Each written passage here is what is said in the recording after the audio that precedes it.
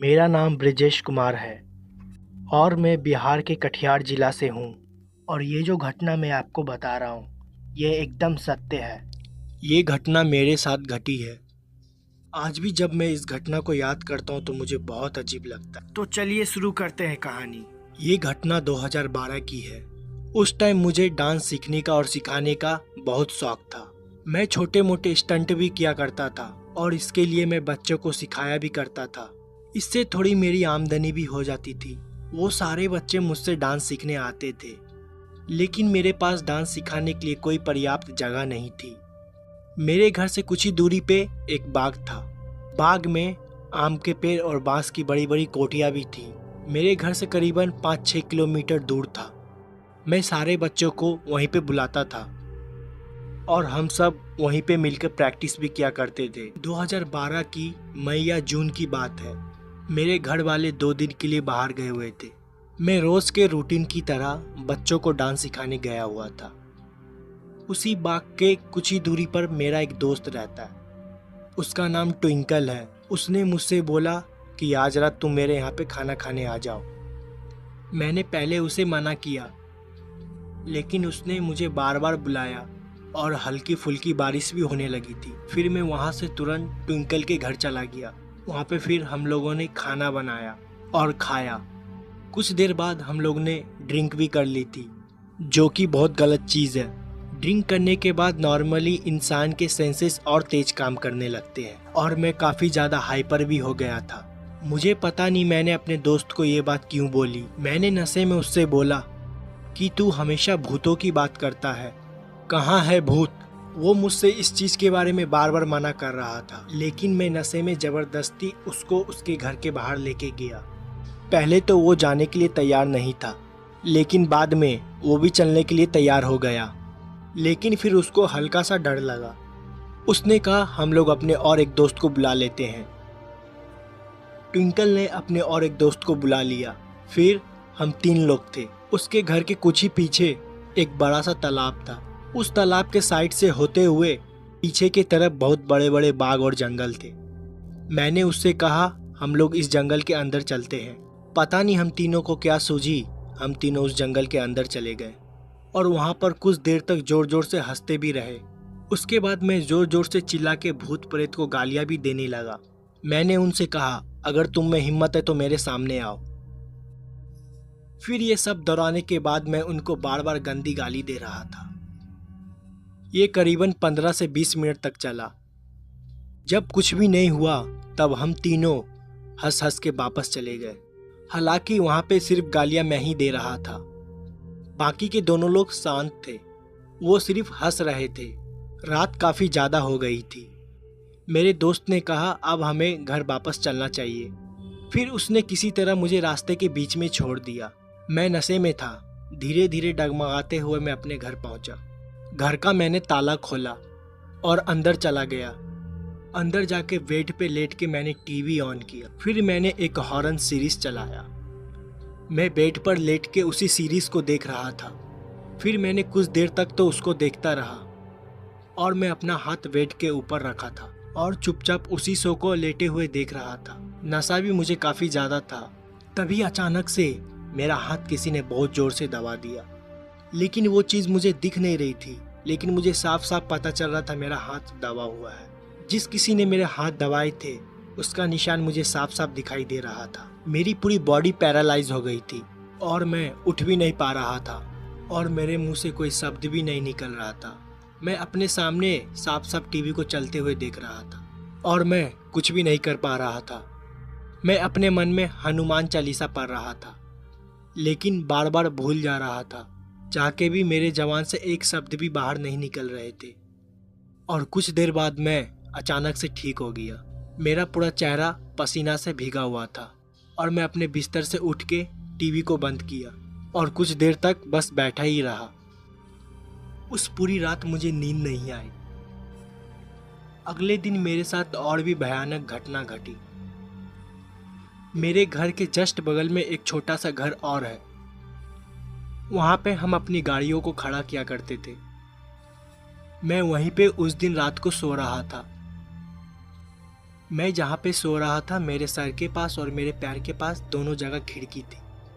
मैं पूरब पश्चिम की तरफ मुंह करके सो रहा था। रात के करीबन 1 बजे मेरे सर के पास वाली खिड़की पे मुझे चूड़ियों की आवाज़ आई।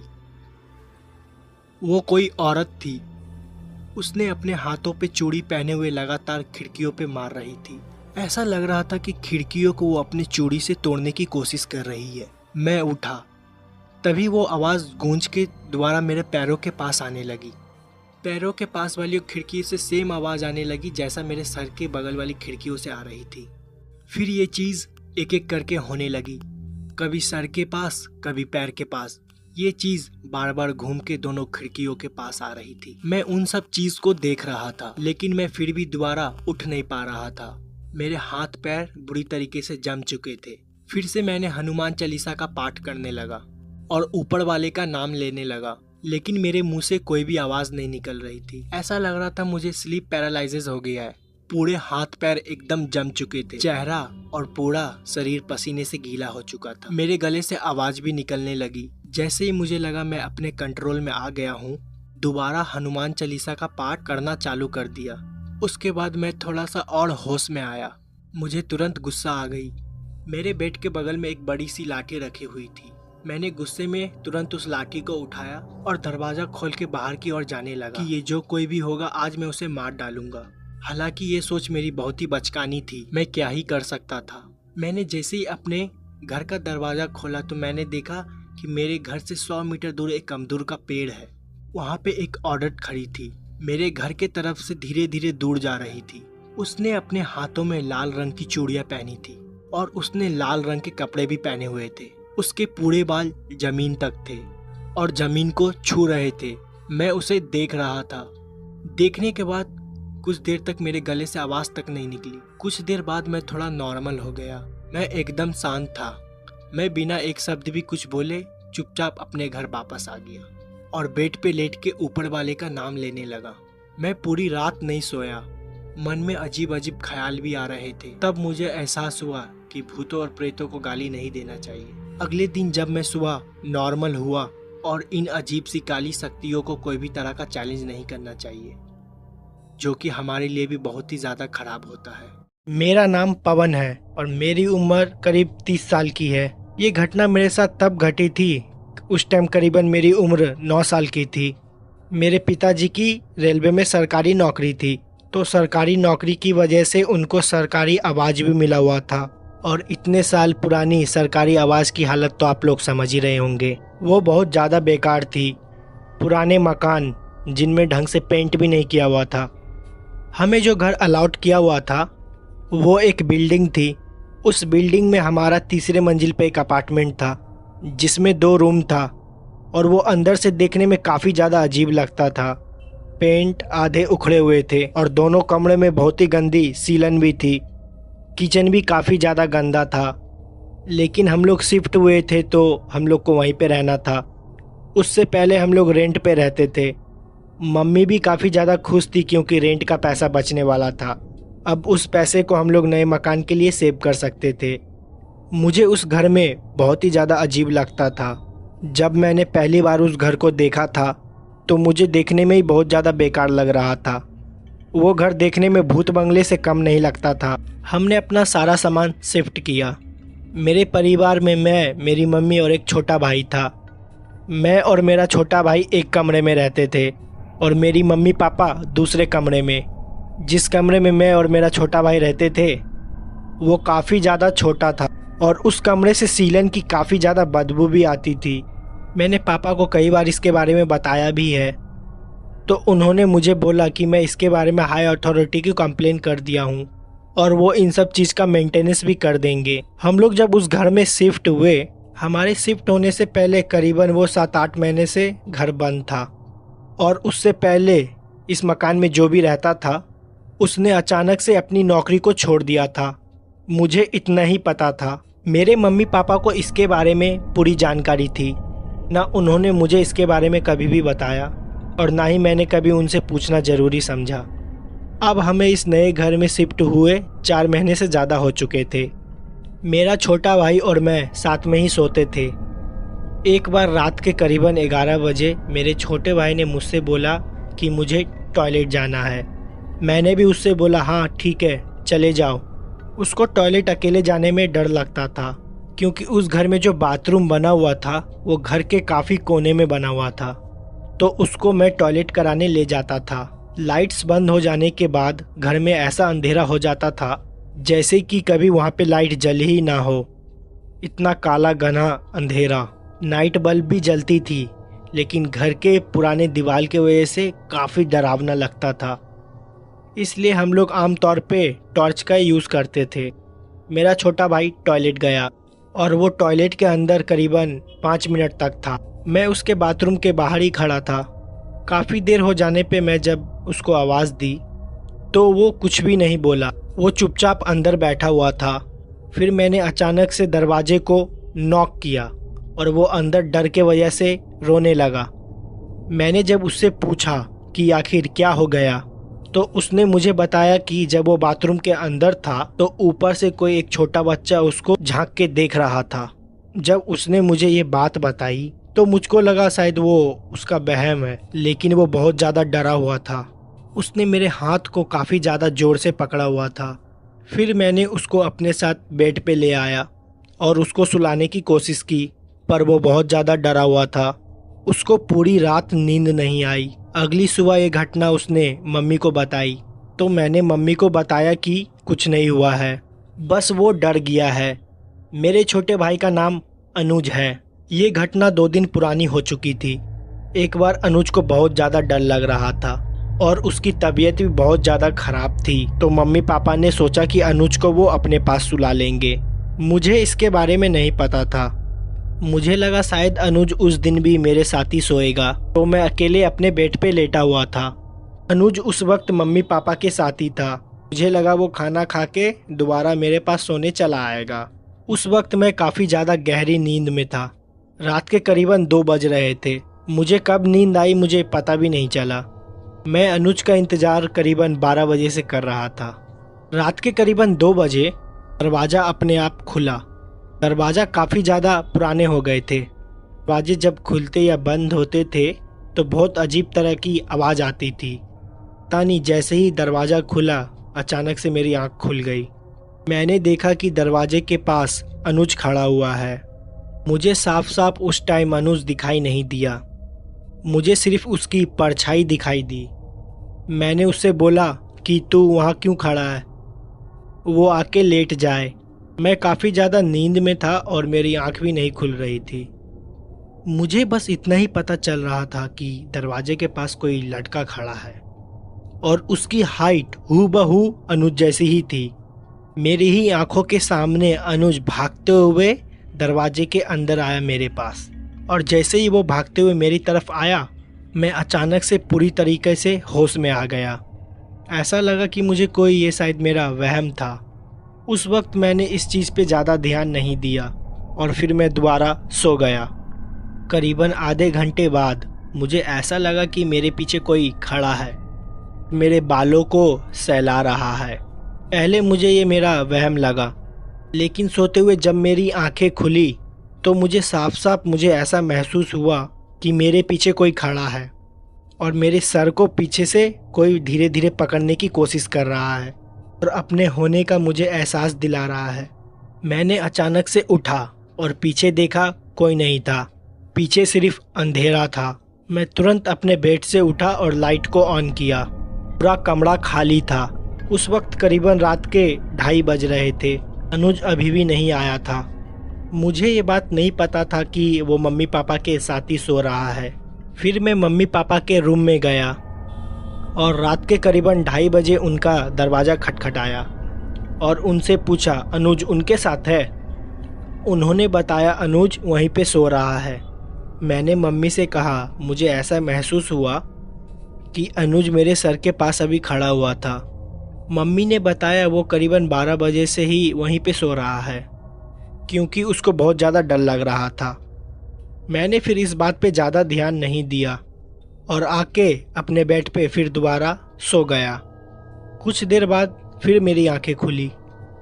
मेरे बेड के जस्ट सामने एक छज्जा बना हुआ था उस पे हम लोग थोड़ा बहुत सामान रखा करते थे, जैसे कि टीवी के बॉक्स, कुछ कपड़े, कुछ लकड़ियाँ, सब पुराने चीज़ उसी छज्जे पे रखा हुआ करता था।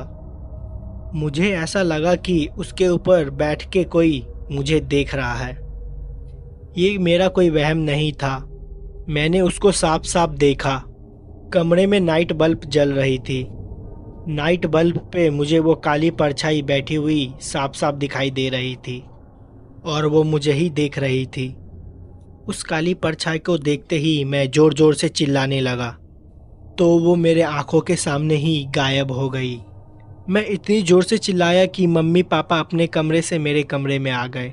मैं अपने कमरे को कभी भी अंदर से बंद नहीं करता था। उन्होंने मेरी चिल्लाती हुई आवाज़ को सुनते ही उन्होंने आके मुझसे पूछा कि आखिरकार तुझे क्या हो गया है। मैंने उन्हें बताया कि मुझे छज्जे पे अभी कोई परछाई दिखाई दी है। वो किसी बच्चे की परछाई थी जो कि मेरे तरफ ही देख रहा था। और कुछ देर पहले मुझे ऐसा एहसास हुआ कि किसी ने मेरे बालों को छुआ है। और उस वक्त अनुज को बाथरूम में भी ऐसा ही कुछ नज़र आया था। जब ये बात मैंने मम्मी को बताई तो मम्मी ज़ोर ज़ोर से हंसने लगी। उनको लगा कि मुझे किसी तरह का वहम हुआ है, लेकिन वो मेरा कोई वहम नहीं था। उस रात मेरे पापा मेरे कमरे में सोए। मैं और छोटा भाई अनुज मम्मी के कमरे में जाके सो गए। मुझे बहुत ज़्यादा डर लग रहा था। मैं और अनुज दोनों भाई रात भर नहीं सोए। अगले ही दिन हम लोग स्कूल चले गए और स्कूल से आने के बाद थोड़ी भी देर घर में नहीं रुके। हम लोग अपने दोस्तों के साथ खेलने बाहर चले गए और कुछ दिन तक हम लोग मम्मी पापा के साथ ही सोए। हमें बार बार ऐसा एहसास होते रहा हमारे बगल में कोई खड़ा होकर हमारी बातें सुन रहा है, या कोई काम करते वक्त हमें ऐसा लगता था कि अचानक से हमारे बगल से कुछ निकल के गया है। कई बार तो किचन से अचानक से बर्तन गिरने की आवाज़ भी आती थी, लेकिन मम्मी ने इस सब बातों पे ज़्यादा ध्यान नहीं दिया। लेकिन हम और अनुज दोनों इस बात पे ध्यान दे रहे थे। करीबन 6 महीने बाद हम लोग ने वो घर छोड़ दिया, क्योंकि वो घर बहुत ज़्यादा पुराना था। पापा ने उस घर के अगेंस्ट कंप्लेन भी डाली थी कि वहाँ की वायरिंग बहुत ज़्यादा ख़राब है। कभी कभी वहाँ पे रात में अपने आप शॉर्ट सर्किट भी हो जाता था।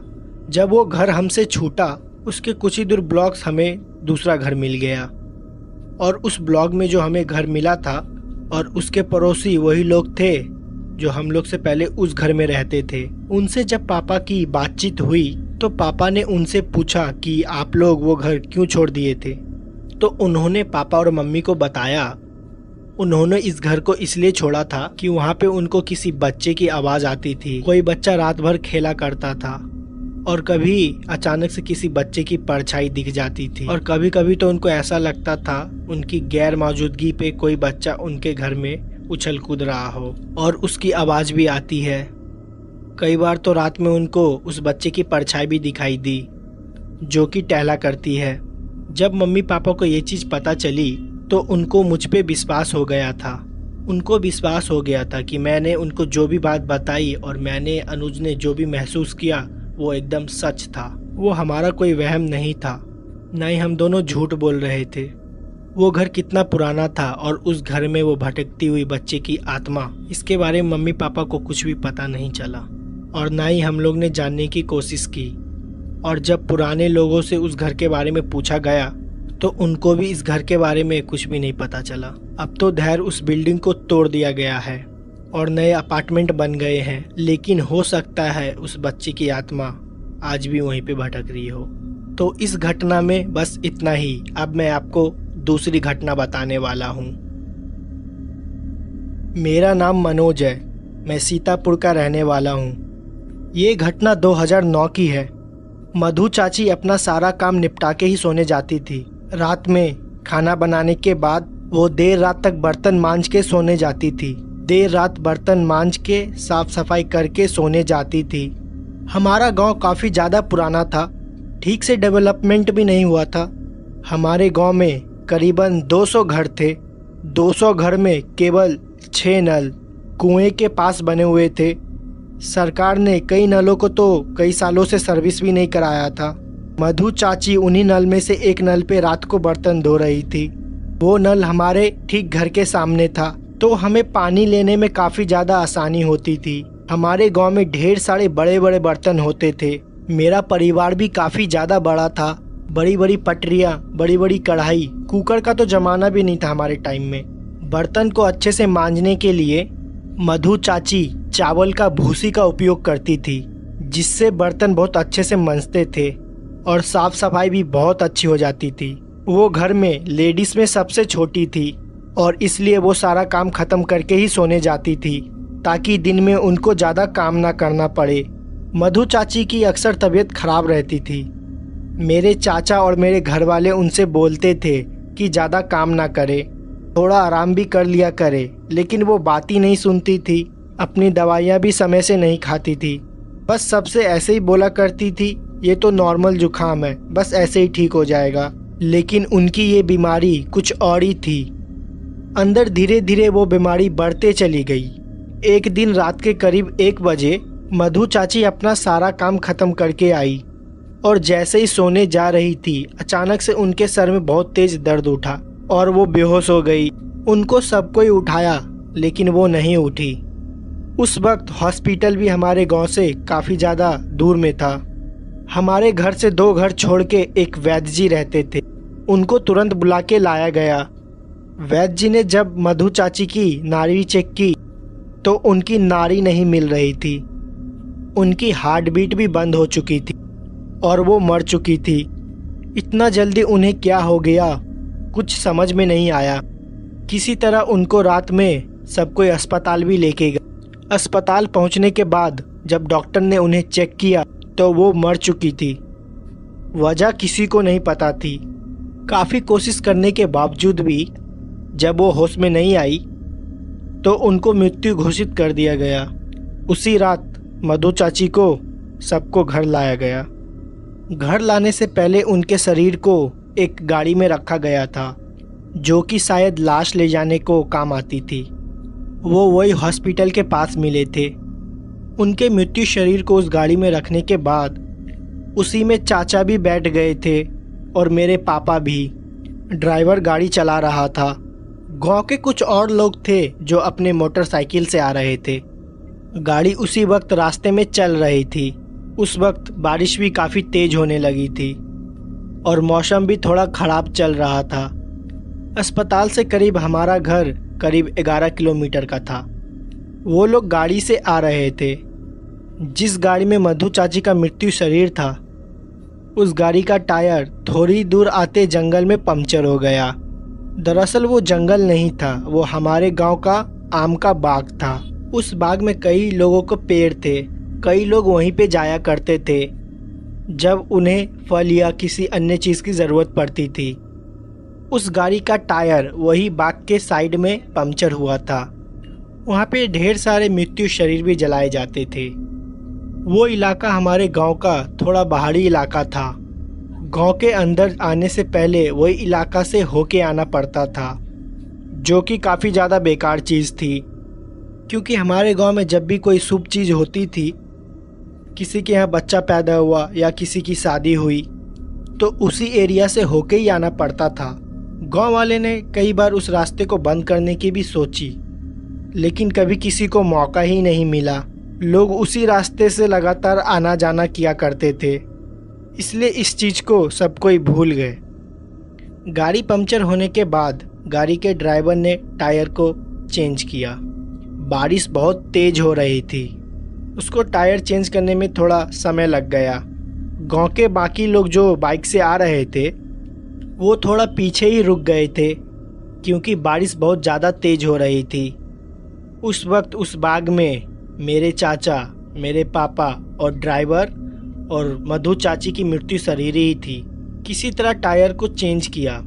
टायर चेंज करने से पहले ही पापा ने ऐसा महसूस किया गाड़ी के ऊपरी हिस्से पे कोई बैठा हुआ है। उनको कोई काली परछाई दिखाई दी, लेकिन उन्होंने इस बात पे ज़्यादा ध्यान नहीं दिया, क्योंकि उस वक्त चाचा काफ़ी ज़्यादा परेशान थे, तो उन्हें संभालना ज़्यादा ज़रूरी था। उस वक्त ही गाड़ी को बारिश में हमारे घर ले जाया गया। मुझे आज भी साफ साफ याद है, मैं जग रहा था जब वो गाड़ी आई। पापा और चाचा चाची की शरीर को उतार रहे थे। मम्मी ने मुझे अंदर भेज दिया था, लेकिन तभी मम्मी ने मुझे घर भेज दिया। लेकिन मैं खिड़की से सब कुछ साफ साफ देख रहा था।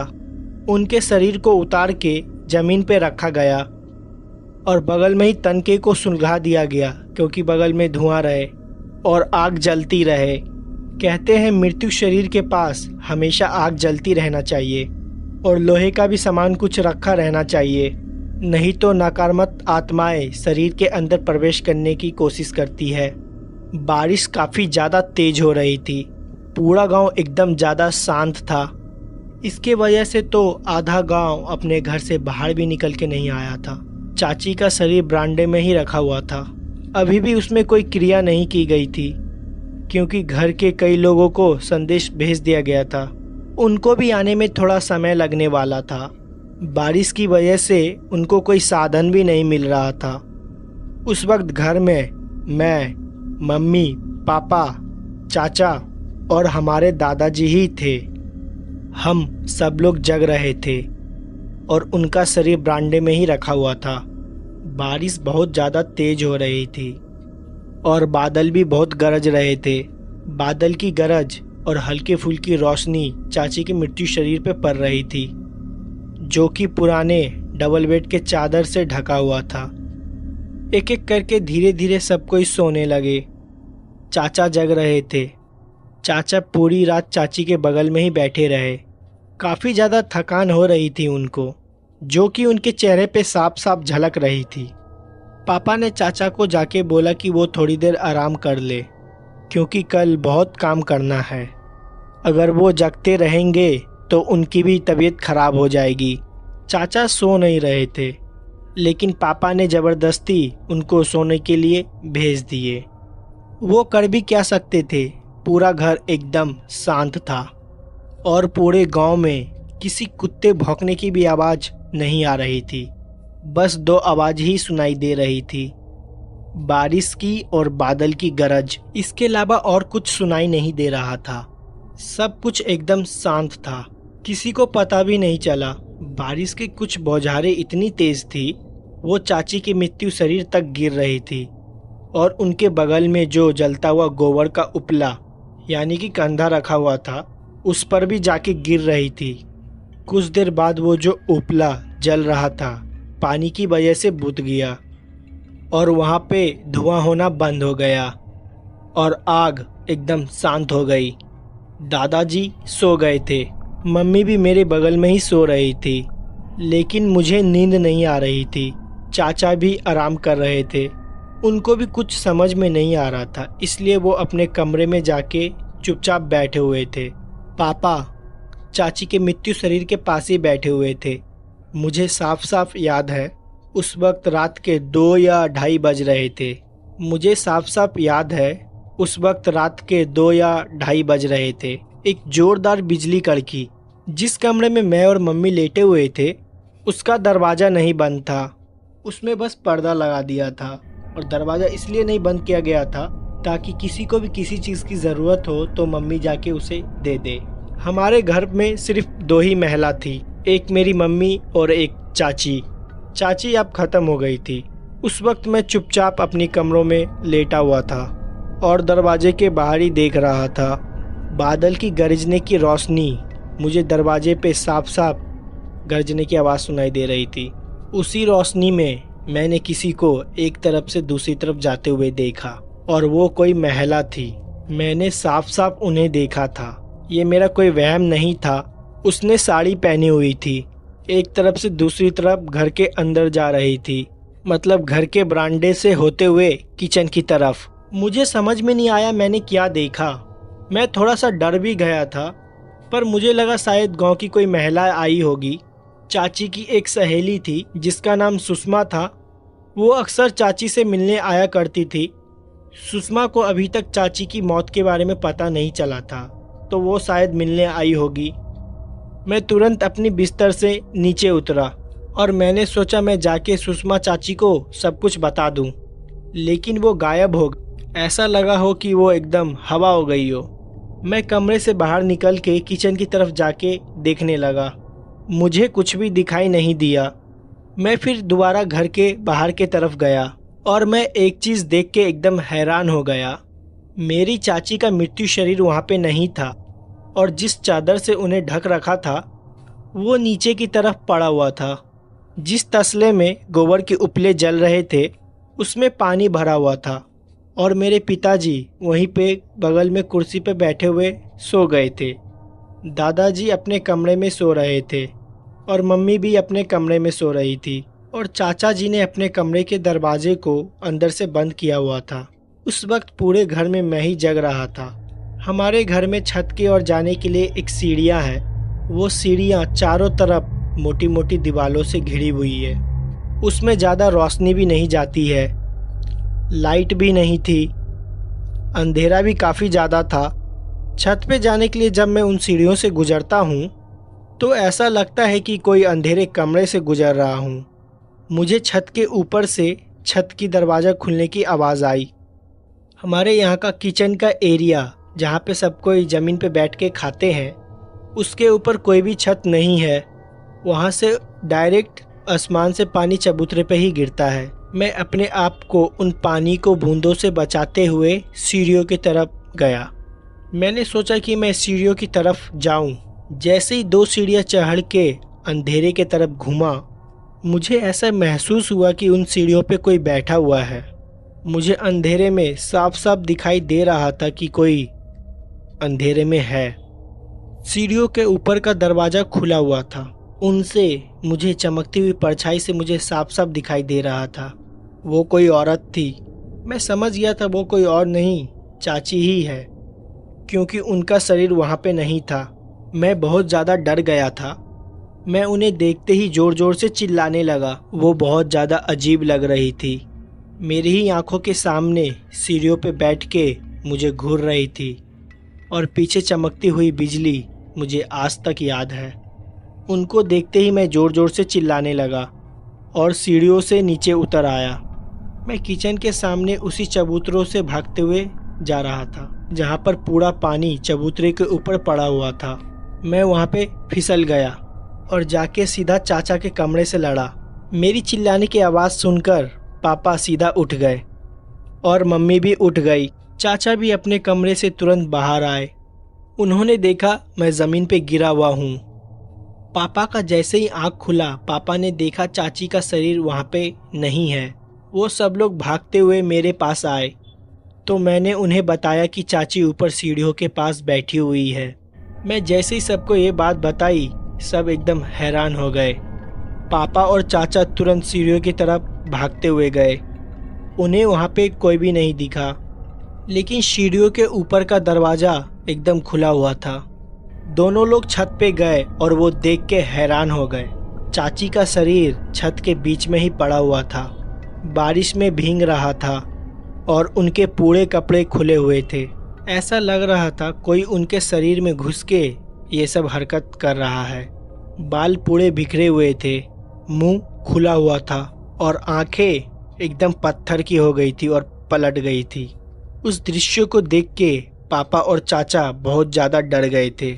उनकी हिम्मत नहीं हो रही थी कि वो लोग शरीर के पास जाए, लेकिन किसी तरह ऊपर का नाम लेते हुए वो लोग चाची के शरीर के पास गए। उन्होंने चाची का शरीर को हिलाने की कोशिश की। चाचा को लग रहा था शायद वो अभी भी जिंदा है और उठकर खड़ी हो जाएगी, लेकिन ऐसा कुछ भी नहीं हुआ। फिर चाचा और पापा उनके शरीर को उठाकर उसी जगह पर लेके आए और दोबारा आग जलाई। फिर वहीं पे सब लोग बैठे हुए थे। मम्मी ने मुझे दोबारा कमरे के अंदर भेज दिया, लेकिन मैं कमरे के अंदर नहीं रुक रहा था, इसलिए मैं दादाजी के पास जाकर सो गया। कुछ देर बाद बारिश भी बंद हो गई और सुबह के 4 बज गए थे। गांव में सब कोई जल्दी उठ जाते हैं और धीरे धीरे पूरे गांव को पता चल गया कि चाची अब नहीं रही है। घर के सामने भीड़ लगना चालू हो गई। फिर चाची का अंतिम क्रियाक्रम भी किया गया और रात को जो ये घटना हम लोग के साथ घटी थी, इसको लेके चाचा और पापा ने किसी को कुछ नहीं बताया।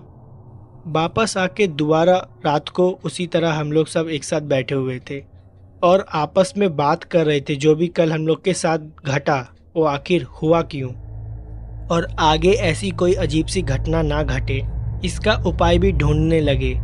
पापा ने सबको ये बताया उस रात जब जंगल में गाड़ी खराब हो गई थी तो उनको एक अजीब सी परछाई भी गाड़ी के ऊपर नजर आई थी। हो सकता है कि वो कोई आत्मा हो या कोई भूत प्रेत हो, जो कि हो सकता है कि चाची के मृत्यु शरीर के अंदर घुस गया हो और उसने अपनी जगह बना ली हो। सब लोग ने यही अनुमान लगाया था कि उस रास्ते से हम लोग को कोई भी मृत्यु शरीर लेके नहीं आना चाहिए था, और वही हुआ भी जिसका डर था।